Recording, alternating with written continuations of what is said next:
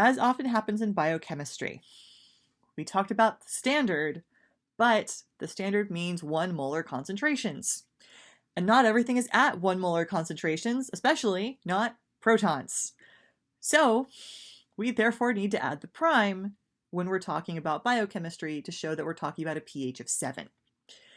Because of that, that's going to change that standard electrode. So our reference electrode then that has that hydrogen in it is actually going to be negative 0.42 rather than 0 when we're at a pH of 7. So it works fine to be 0 as long as everything's 1 molar, but at a pH of 7, proton concentration is not 1 molar, so therefore at a pH of 7, this is going to have a different value. Note that the standard electrode is still the 1 molar, but when we're talking about the ability of protons to be reduced to H2, we're going to be talking about things at a pH of 7. This is important because we are going to have protons being reduced to H2 at physiological conditions of a pH of 7. In this giant table, what you'll notice is you still have things that are closer to the top of the table that are positive.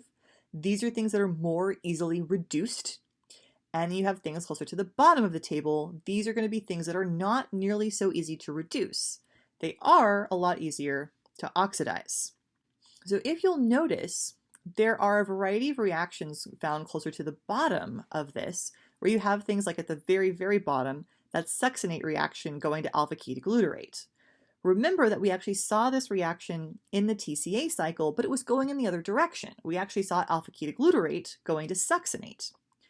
So this reaction in the table is written for reduction. When we saw it in the TCA cycle, this was actually happening as an oxidation reaction. So remember whenever you're looking at this table that this is a standard reduction table. Every single reaction here is written as if it was gaining electrons. But that's not what happens in real life. In real life, you're going to have something being reduced and something else being oxidized. So depending on what pair you're looking at, half of the pair is going to have the reaction happening in the opposite direction. The thing that does still hold true though, and one reason why it's useful to have everything written like this, is because for one, you do have everything then being compared to the same thing. So top of the table, things that are better reduced, things at the bottom, things not so easily reduced. But keep in mind then that whatever's on the left-hand side of the reaction is a good oxidizing agent. Whatever's on the right side of the reaction is a thing that could be a good reducing agent. So remember that you still have to use the two sides of the arrow if we're going to be talking about oxidizing agents and reducing agents. We saw some equations before, but now how are we going to use those? So remember that we're going to be looking at this reduction as the reduction minus the oxidation, or the acceptor, the thing that's taking electrons, minus the thing that's giving away the electrons. Whatever reaction has the more negative reduction potential is going to be the thing that's not very good at being reduced. So the thing that's closer to the bottom of the table should be the thing that's oxidized.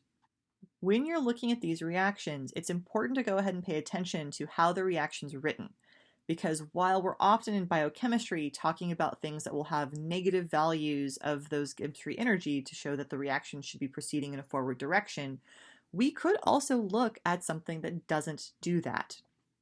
So you should always pay attention to the way the reaction's written, just in case we threw a curveball at you and decided to go ahead and write things that would actually not be favorable in the forward direction. So a reminder that something is favorable in the forward direction, you're going to have that standard reduction potential for the overall reaction will be positive, and your standard Gibbs free energy will be negative. If therefore something's not going to be favorable in that forward direction, you're going to have a negative number for the reduction potential and a positive number for your standard Gibbs free energy. What you have here are three reactions. The top one is the overall reaction, and the bottom two are the half reactions. Notice that both of these half reactions, the two at the bottom, are both written in terms of reduction. So both of them have the electrons on the left-hand side of the reaction. Then what we want to do from here is we want to compare it to the overall reaction. The overall reaction shows NAD plus isocitrate.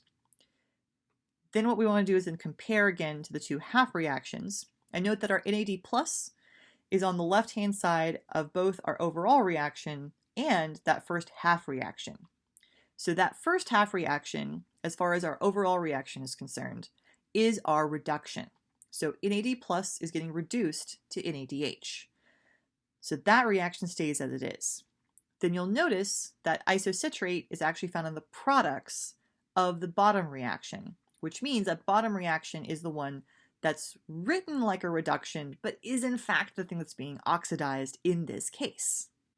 If we wanted to take a look at where these reactions are, we could go ahead and refer back to the giant table. This is kind of hard to read, so what I'm going to do is I'm going to blow up the bottom half of the table because that's where the things that I need are. So it's a little bit grainy, but you should be able to see that we do have that NAD plus going to NADH, as well as my alpha ketoglutarate going to isocitrate. Again, this is a standard reduction table, so everything is written as reductions, even though we know that one of these has to be oxidized. If you'll notice here, you can actually see clearly that the NAD plus is higher on the table than my alpha ketoglutarate. Means that my NAD plus is more likely to be reduced. My alpha ketoglutarate is actually more likely to be in the reaction that gets oxidized. That's the same set that we already decided is happening. So the way that this reaction is written is the way that things would happen spontaneously. So the fact that the NAD plus is going to NADH, coupled with that isocitrate going to alpha ketoglutarate, this should give me an overall positive value of a standard reduction potential and an overall negative value for that standard Gibbs free energy. But what I can do here is continue my mathematics. So since we decided based on the overall reaction that my NAD plus is going to be my reduction reaction and that isocitrate reaction is going to be my oxidation reaction, I'm going to take the value from the NAD plus reaction and put it first. Then I'm going to subtract the reaction value for the isocitrate. So that's what gives me that negative 0.32 minus negative 0.38 to give an overall value of plus 0.06. In order to finish this, to actually get that standard Gibbs free energy, we're going to keep going. And now is when we actually need the value of Faraday's constant. So Faraday's constant is the charge on 1 mole of electrons. So that's going to give us that 96.5 kilojoules per volt per mole. As far as that 2, remember we need the number of electrons. In order to figure out the number of electrons, the best thing to do is to go back to the table. So when we're looking at this table, notice that it does take 2 electrons to reduce NAD+, and when you oxidize isocitrate, you also get 2 electrons. So this is going to be a 2 electron transfer. From there, we have our standard reduction potential, we have the number of electrons, and we have Faraday's constant. We just multiply all of those together, remembering that there's a negative sign on that outside, so we get a negative 11.6 kilojoules per mole. So this reaction, therefore, is going to be exergonic under standard conditions. But what if we don't have the standard part? So the reduction potential is therefore going to depend on the concentration of reactants, as well as the standard reduction potential. You might notice that this equation is very similar to the one we looked at when we were doing thermodynamics back in January, and we were looking at the fact that our delta G and our delta G standard weren't the same, and in order to figure out what that plain delta G was, we needed to worry about the amounts of products and reactants. This equation is very, very similar, except now we're just looking at standard reduction potential. So this equation is important. It's the basis for understanding how and why electrons flow in a particular direction in a biological system. We'll take a look at this particular equation later. For now, what I'd like you to do is go ahead and here's a set where you have, again, one whole reaction. And below it, there's your half reactions and your reduction potentials.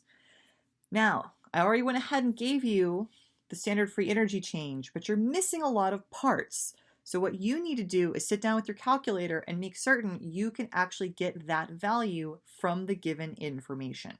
Oxidation and reduction is something that takes practice. So this is a really good time to get out your calculators and try this one yourself.